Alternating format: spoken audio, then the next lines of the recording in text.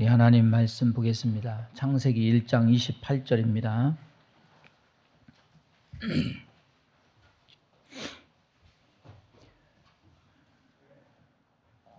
우리 다 같이 한 목소리로 봉독하겠습니다. 하나님이 그들에게 복을 주시며 하나님이 그들에게 이르시되 생육하고 번성하여 땅에 충만하라. 땅을 정복하라. 바다의 고기와 하늘의 새와 땅에 움직이는 모든 생물을 다스리라 하시니라. 아멘. 요즘 가장 위협적으로 우리 앞에 놓인 문제들이 결혼과 출산 문제입니다. 어제 보니까 학교가 요양원으로 바뀌고 몇 년 전에 어린이집 원장님이 한 해 한 해 보니까 80명, 70명, 60명 이렇게 줄어가니까 운영이 어려워서 건물을 요양원 시설로 바꿔서 운영하고 있다. 이런 기사. 그래서 신문 기사가 제목이 그래요. 이런 속도는 나라가 망해가는 괴멸적인 속도다. 이렇게 극단적으로 표현해 놓은 걸 봤습니다. 아마도 이런 위기의식은 우리가 다 공유하고 있는 걸 겁니다. 그러나 그렇다고 해서 무턱대고 젊은이들을 향해서 왜 결혼 안 하냐, 나라 망하는 꼴 보려고 네가 이러냐, 이렇게만 말할 수도 없음을 여러분 또한 알고 있을 겁니다. 이제 날개를 펴고서 세상을 향해서 첫 날갯짓을 하는 저들에게 무턱대고 결혼하라고 할 수 없는 이유들이 그들 스스로 느끼기에 가지고 있기 때문입니다. 남자의 경우는 낮은 소득, 또 주택 마련하는 비용, 또 결혼 생활을 유지하는 비용, 여러 가지 경제적 문제로 인해서 결혼하지 않는다, 이런 것이 40%가 넘었고 여자도 별반 다르지 않습니다. 상대 남성의 경제적인 조건은 물론이고 본인의 경제적 문제가 결혼하지 않는 가장 큰 이유였습니다. 어떤 신문에는 청년들이 결혼하지 않는 이유가 사회 구조적 문제 때문이다, 이렇게 지적을 합니다. 그래서 결국 청년들이 결혼을 포기할 수밖에 없다는 겁니다. 출산의 경우는 더 큰 문제입니다. 통계청 자료에 의하면은 2022년 가임 여성 1명당 출산율을 나타내는 합계 출산율이 0.788명, 그러니까 1명도 안 되는 거예요. 경제협력개발기구 OECD 국가 중에서 제일 꼴찌라고 하는데 평균이 1명이 넘어요. 1.59명입니다. 그런데 우리나라는 그 절반에도 미치지 못하고 있다는 점에서 굉장히 심각한 수준이에요. 그래서 출산율이 1명도 안 되는 나라는 우리나라가 유일합니다. 여러분, 이렇게 되면요, 한 세대가 골이 나는 거예요.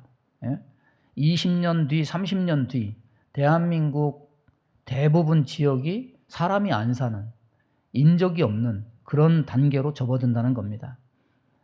그래서 최근 가장 심각한 사회 문제로 이 결혼과 출산에 관련된 주제들이 계속해서 언론을 통해서 쏟아지고 있습니다. 정치권은 물론이고 교육계, 지방자치단체까지 이 문제를 굉장히 심각하게 바라보고 있는 상황입니다. 그런데 문제는 뭐냐면 해법이 없다는 거예요.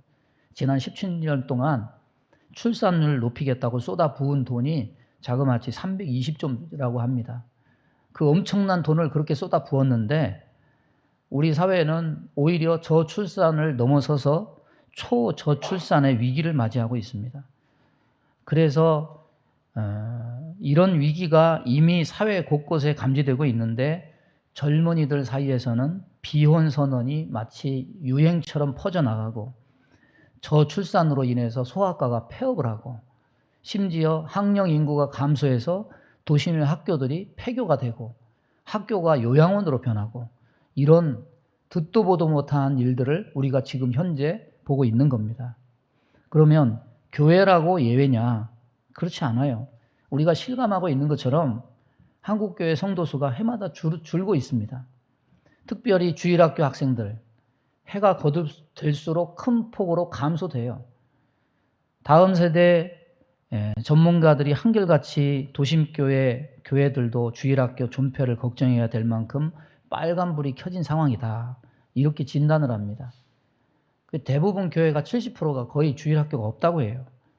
그래서 어떤 교회에서는 뭐 이런 문제를 대처하기 위해서 어떤 위원회를 구성했다고 하는데, 이 위원회가 내건 슬로건이 뭐였냐면은 대한민국이 소멸하면 교회도 소멸한다.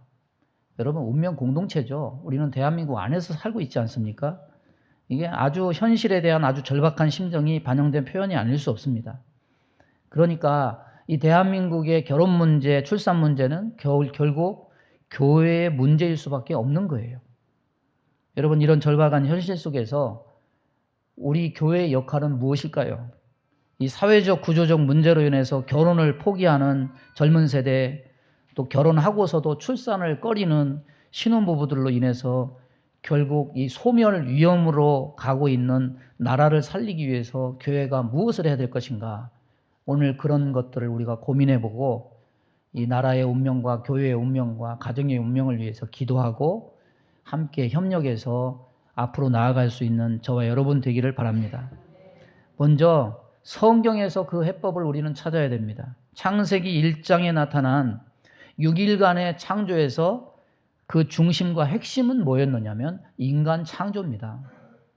하나님은 인간을 하나님의 형상으로 지으신 다음에 인간들에게 주신 명령이 뭐냐면 생육하고 번성하고 충만하라. 따라서 보겠습니다. 생육하고 번성하고 충만하라. 우리는 이것을 일컬어서 문화명령이다 이렇게 부릅니다. 우리가 주목해야 되는 것은 이 세 가지 명령, 생육과 번성과 충만은 전부 무엇과 관계가 있냐면 생명과 연관이 되어 있습니다. 즉 하나님께서 창조하신 모든 것은 생명의 재창출을 위해서 존재해야 하는 것이고, 특별히 창조 세계에 대한 청지기적 사명을 가진 인간은 더더욱 생명 재창출에 순종해야 될 사명이 있다는 거예요. 물론 이 말씀이 무조건 많은 자녀를 낳아야 된다 그런 것을 의미하지는 않아요. 지난번에 그 목사 장로 기도회 가니까 자녀를 많이 낳은 분 상을 수여하더라고요. 몇 명을 낳았냐면 11명을 낳았더라고요.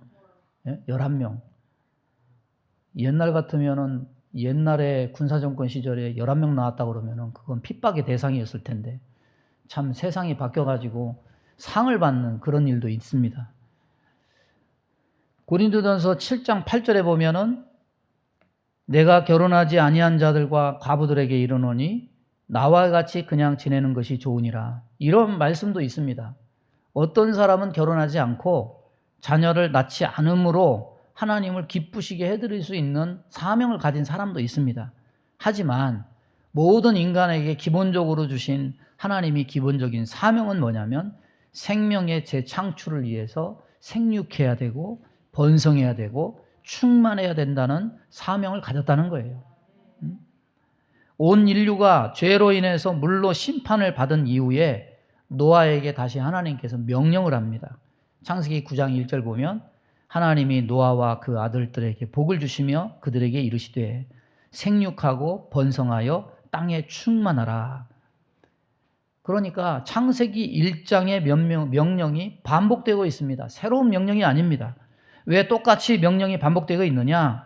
하나님의 생명 재창출, 생명 번성 명령은 변함이 없다는 거예요. 하나님은 우리가 생육하고 번성하고 땅에 충만하기를 원하십니다. 그래서 물심판 이후에도 노아와 노아 가족들에게 변함없이 이 일을 위해서 이 명령에 순종해야 된다는 것을 말씀하고 있는 겁니다. 예수님께서 다시 오실 때까지 이 명령은 절대로 변하지 않을 겁니다. 그렇다면 인간이 생육하고 번성하고 충만하라 하신 말씀에 순종하는 방법은 무엇이냐? 창세기 2장 24절입니다. 이러므로 남자가 부모를 떠나 그의 아내와 합하여 둘이 한 몸을 이룰지로다. 바로 결혼이죠.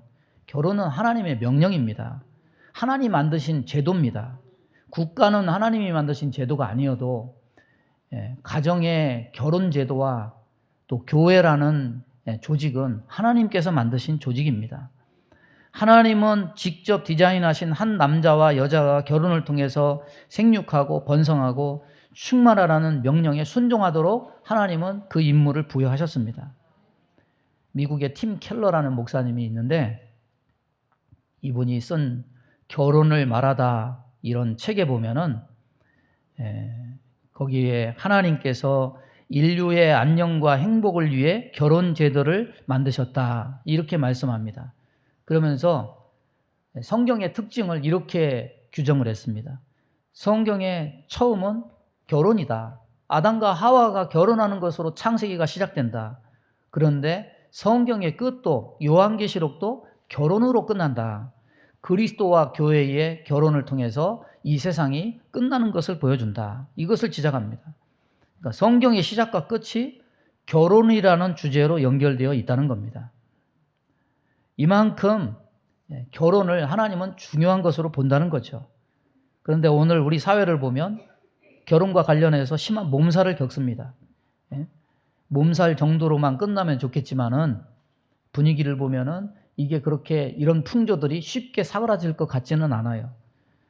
얼마 전에 보건복지부에서 저출산 대응 2030 청년 긴급 간담회를 개최했습니다. 그것은 왜 했냐면은 결혼과 임신과 출산에 대한 청년들의 생각을 한번 들어보자. 이런 의도입니다. 그래서 이 자리에서 청년들에게 왜 결혼하지 않는가 이것에 대해서 대답을 해보라고 하니까 세 가지로 대답을 했습니다. 첫 번째는 안정적인 거주 마련이 어렵다. 두 번째는 미래를 보장해 줄 일자리가 없다. 세 번째는 결혼할 경제적 여건이 준비되지 않았다. 쉽게 말해서 다 종합해 보면 불안전한 미래 때문에 우리는 결혼을 할 수 없다. 이것이죠.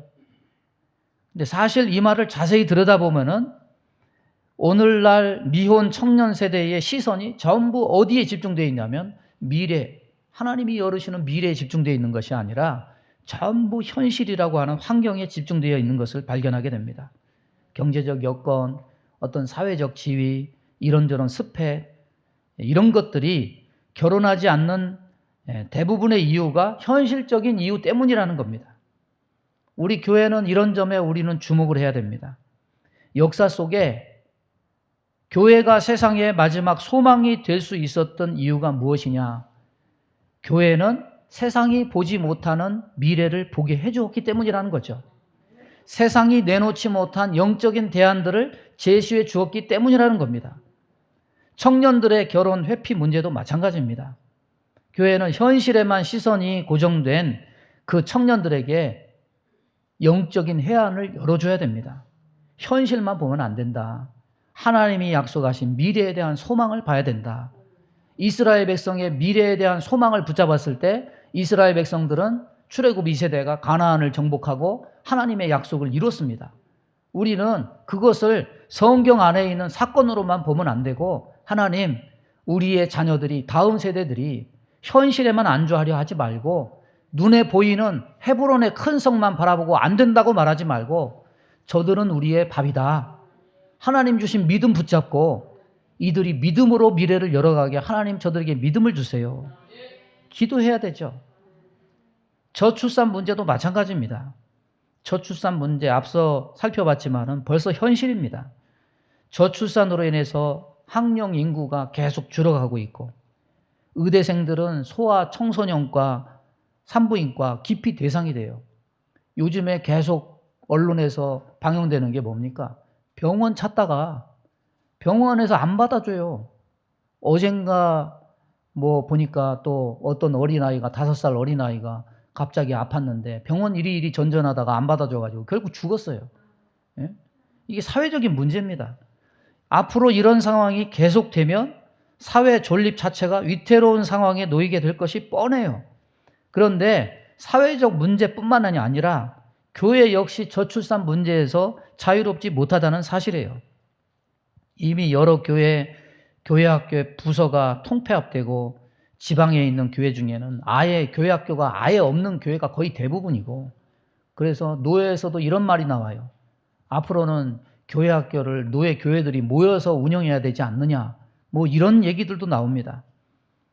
이런 상황에 직면해서 우리는 현실만 탓할 것이 아니라 현실을 넘어서 소망의 미래를 바라보게 해야 된다는 거예요.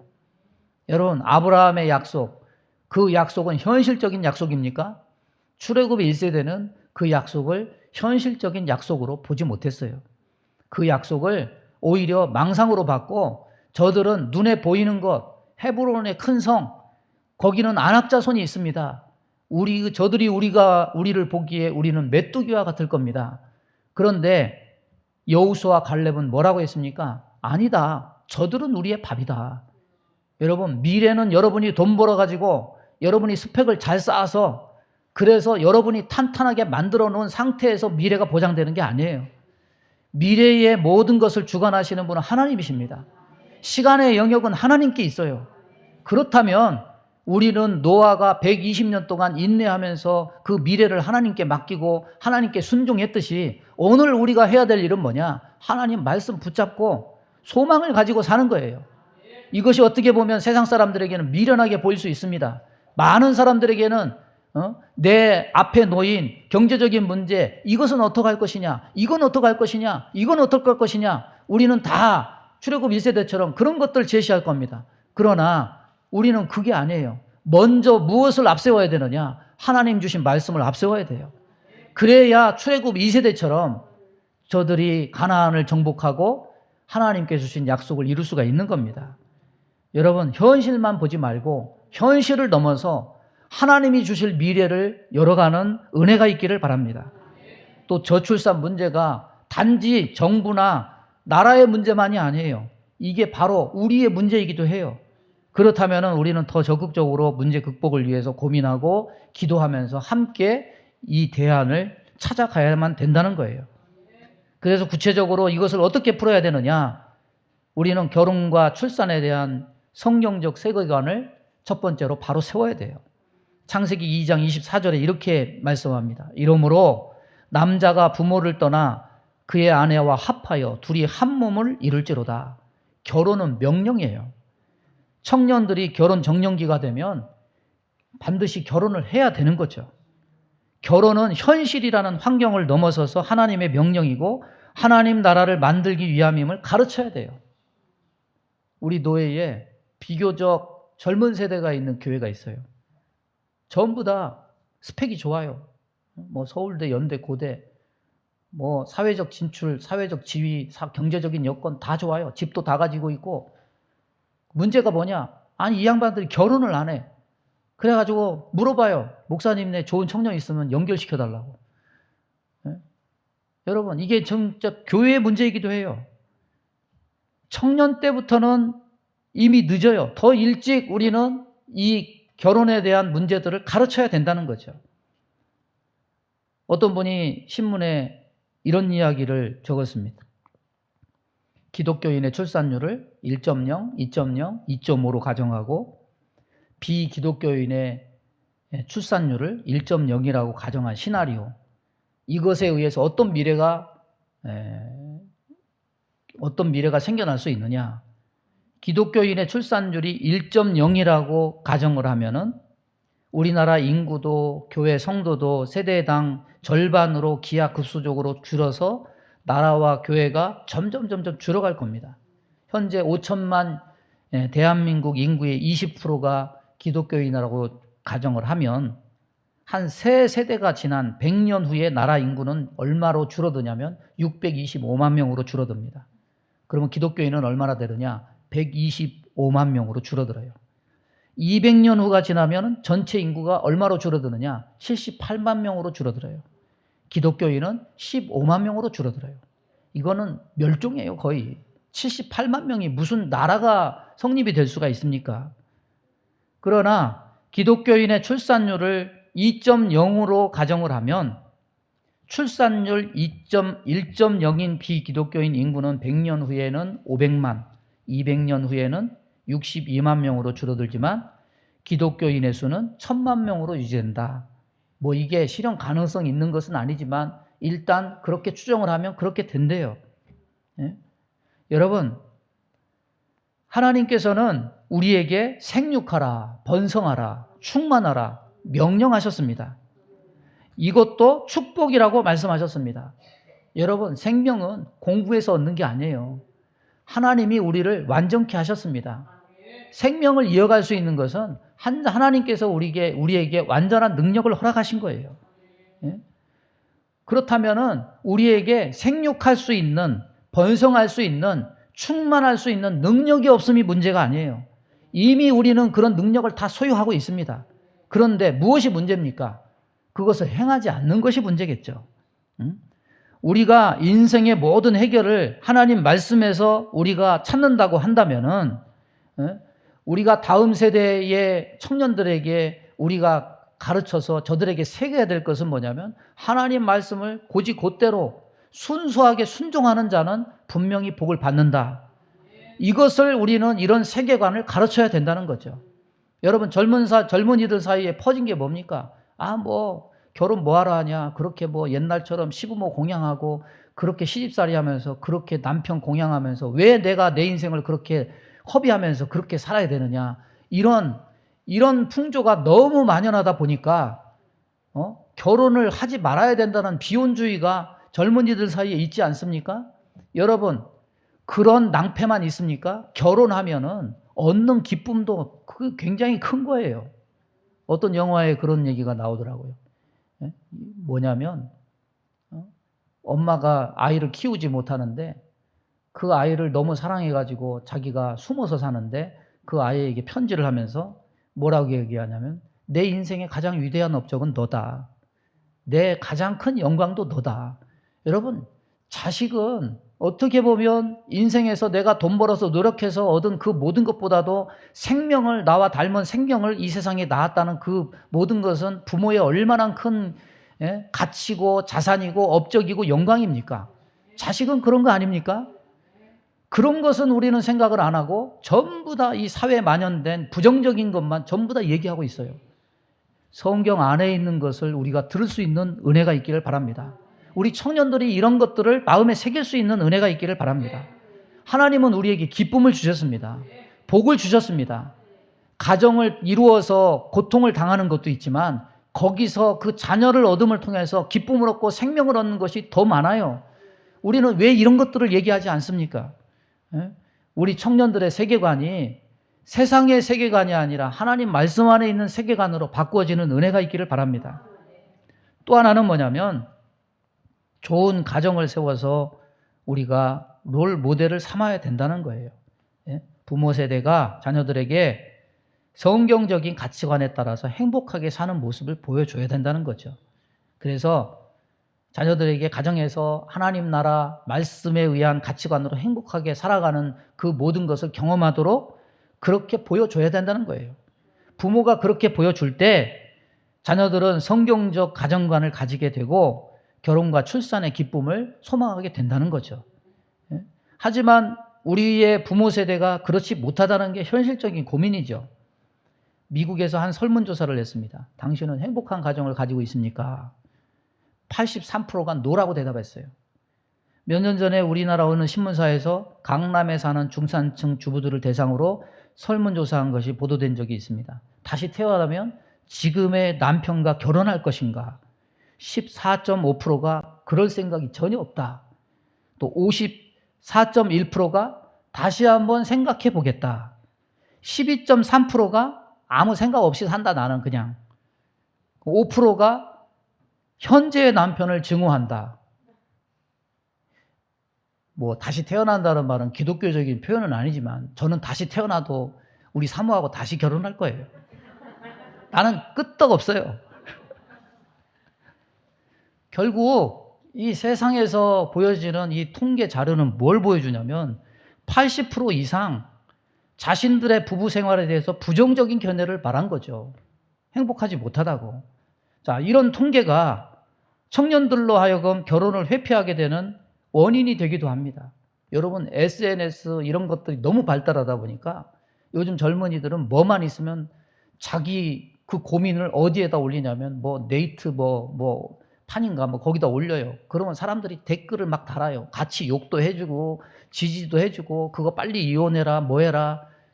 옛날에는 부모가 가르치고 하나님 말씀에서 이것을 어떻게 해야 되는지 지혜를 듣고 요즘에는 그렇지 않아요. 요즘에는 사람의 여론이 사람의 사상을 만들고 한 시대의 어떤 청년들의 사상을 다 지배를 해요. 예? 여러분, 왜 가정의 위기를 해결할 길이 없습니까? 오늘날 가정의 위기를 당하고 신음하게 된 것은 하나님이 주신 원래 가정의 디자인을 떠났기 때문이에요. 무너지는 가정을 다시 세우는 길은 하나님이 주신 원래 모습으로 돌아가는 거예요. 백문이 불여일견이라고 어떤 이론보다 강력한 것은 자녀들이 결혼해서 좋은 가정을 직접 경험하는 거예요. 여러분, 좋은 가정도 노력을 해야 좋은 가정이 되는 거지. 그냥 자식 낳는다고 자식이 되는 게 아니고 그냥 서로 좋은 감정만 있다고 좋은 부부가 되는 거 아니죠. 서로 노력하고 서로 배려하고 서로 기도하고 서로 마음을 합하고 이런 과정을 통해서 가정이 되는 거 아닙니까? 자녀 세대가 직접 경험하게 해서 결혼의 기쁨을 알게 하고 출산의 의미와 행복을 느끼게 해야 돼요. 교회는 이 본질적인 일부터 감당하기에 힘써야 된다는 겁니다. 여러분, 가정이 무너지면 교회가 무너져요. 교회가 무너지면 사회가 무너집니다.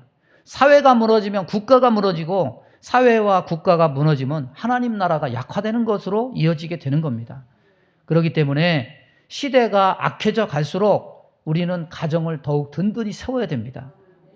가정 안에서 부부가 마음을 합하고 부모와 자녀가 서로 하나님 말씀 안에서 하나 되고 이런 좋은 가정의 모델들이 우리 교회 안에 다 생겨나고 유지될 수 있는 은혜가 있기를 바랍니다. 또 하나는 뭐냐면 교회와 국가가 함께 이것을 노력해야 된다는 거예요.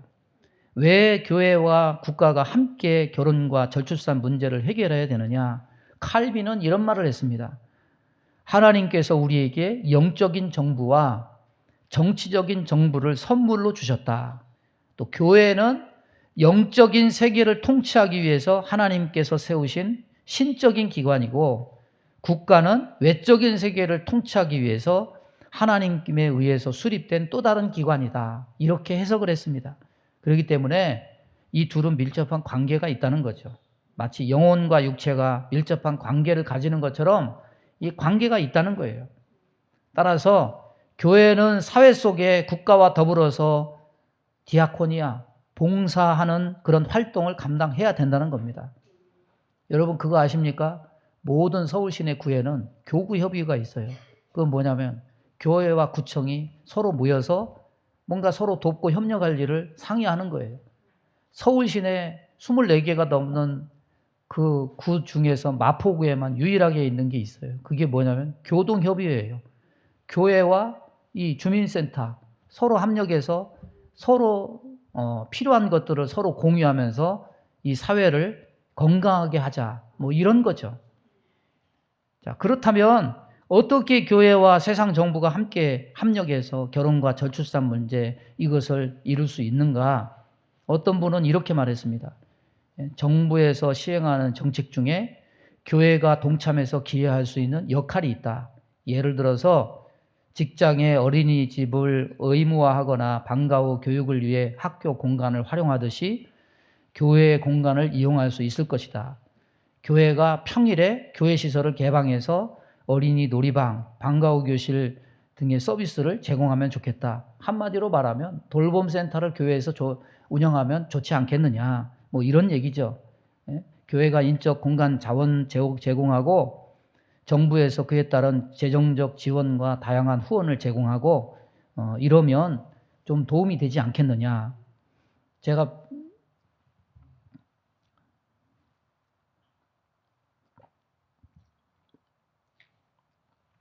여의도 성묘병원에 가니까 눈에 띄는 게 하나 있었습니다. 그게 뭐냐면 병원 자체는 거기가 가톨릭 병원이라도 병원이라는 시스템으로 움직이지 않습니까? 병원 자체는 정규병원 시스템이지만 그 운영 요소 중에 다른 병원에서 볼 수 없었던 하나가 뭐냐면 봉사자들은 병원 안내하는 요원들이 구석구석 다 배치가 돼 있어요.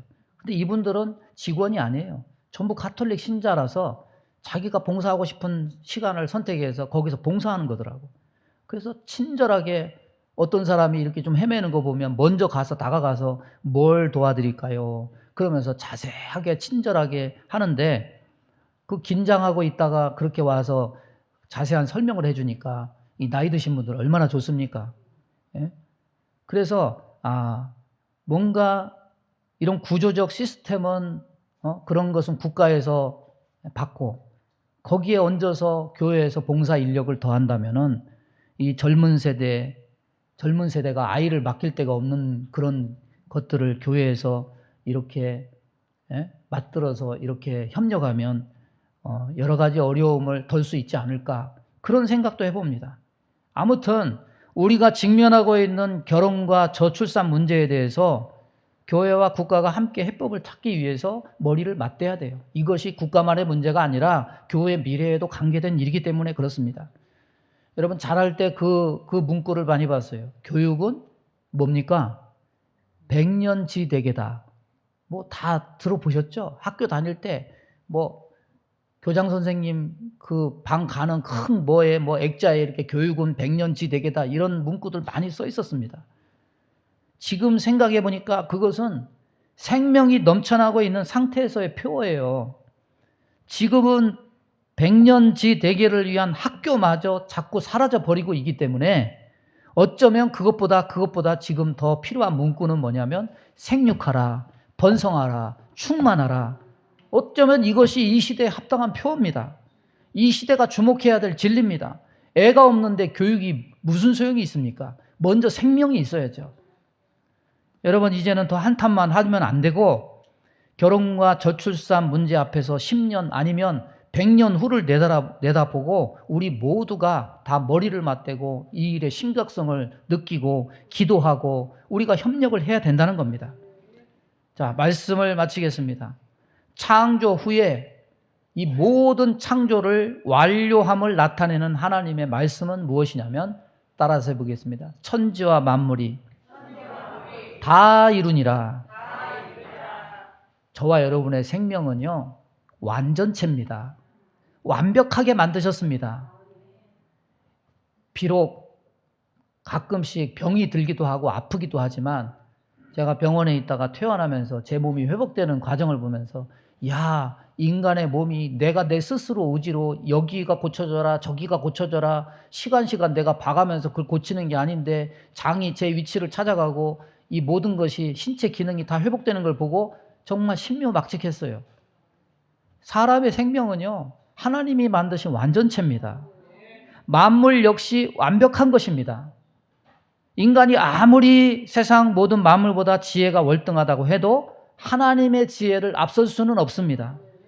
인간의 생명과 만물이 하나님이 만들어내신 완전하고 완벽한 결과라고 한다면 어떤 사람이든 내 삶이 그래도 좀 완전에 가깝고 온전하기를 원한다면 비전 있는 미래가 되기를 원한다면 생명을 창조하신 이 하나님의 원리에 귀를 기울여야 소망이 있는 거예요.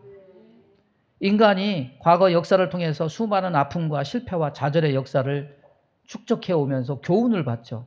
그런데 안타까운 것은 쉽게 잊어요. 그걸 반복하고 싶지 않지만 인간은 너무나 근시안적 사고와 또 탐욕과 이기심을 넘지 못해서 그런 교훈들을 너무 쉽게 잊습니다. 또 그래서 또 반복해요. 과거에 저 학교 다닐 때는 아들, 딸 구별 말고 둘만 낳아 잘 기르자. 이게 국정 과제였지 않습니까? 그 시대의 진리와 같은 그런 정책이었습니다. 그것이 진리라고 믿고 여기까지 왔는데 알고 보니 오늘 시대에 도달해 보니 그게 진리가 아니었어요. 결국 하나님 말씀만이 만고불변의 진리임이 드러났습니다.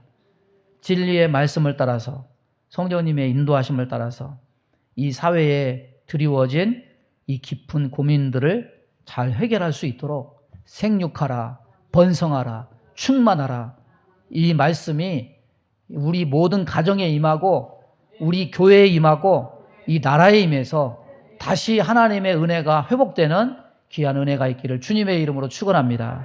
우리 주여 한번 부르고 합심하여 기도합니다. 주여 하나님 아버지 감사합니다. 오늘도 주의 말씀을 저희들에게 허락하심을 감사합니다.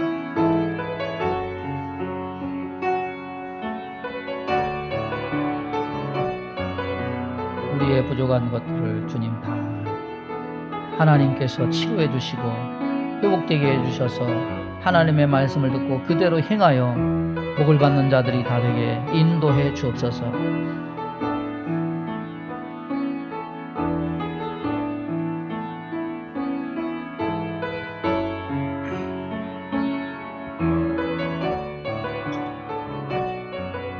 감사합니다. 예수님의 이름으로 기도하옵나이다. 아멘. 믿음의 손을 가슴에 얹습니다. 몸이 아픈 곳에 손을 얹습니다. 하나님, 사람의 지혜가 얼마나 무지합니까? 얼마나 한계가 있습니까? 지난 시대에 산하 제한을 하는 것이 국가의 정책이었지만은 지금은 그렇게 많은 재정을 투여하고도 아이를 낳지 않아서 나라의 미래가 두렵고 불안합니다. 하나님, 우리가 진리의 말씀을 들을 때 이 말씀이 우리에게 생명인 줄로 믿습니다. 생육하고 번성하여 땅에 충만하라는 이 말씀이 하나님의 창조 원리고 하나님의 명령임을 기억하고 이 나라에 다시금 아이들의 소리가 들리게 하여 주옵시고 청년들이 왕성하게 하나님을 찬양하는 목소리를 높일 수 있도록 인도해 주옵시고 이 세대가 자기의 이기심을 버리고 주의 말씀을 들어서 가나안을 정복한 출애굽 2세대처럼 용맹하게 하나님의 약속을 이루는 세대들이 될 수 있도록 은혜를 허락하여 주옵소서. 우리 마음 가운데 원망, 불평, 시기, 질투, 미움, 다툼, 이간질하며 불순종, 불신앙케 하며 불안, 초조, 염려, 근심, 두려움을 주는 모든 어둠은 다 떠나갈지어다. 하나님, 인간의 생각이 지혜로운 것 같지만 인간의 생각보다 하나님의 지혜가 완전하고 온전한 줄로 믿사오니 이 말씀을 그대로 듣고 온전히 행할 때 노아에게 하나님께서 주신 은혜가 우리에게 임하게 될 줄로 믿습니다. 하나님, 젊은 청년들에게 복을 주시고 저들의 생각을 열어주시고 하나님의 말씀을 듣게 하시고 하나님이 미래를 열어가시는 것을 믿고 믿음으로 행하는 자들 다 되게 인도해 주옵소서. 아버지, 몸이 연약한 곳에 손을 얹었습니다. 손을 얹은 곳마다 보혈로 씻어주시고 성령의 불로 태워 주옵소서. 예수 이름으로 명하노니 모든 병만은 다 떠나갈지어다. 치료해 주시고 회복시켜 주옵소서. 모든 잘못된 것들을 제거시켜 주시고 하나님의 생명력으로 회복되어서 하나님의 능력 있는 삶을 살아가는 자들 다 되게 복을 내려 주옵소서. 예수님의 이름으로 축복하며 기도하옵나이다. 아멘.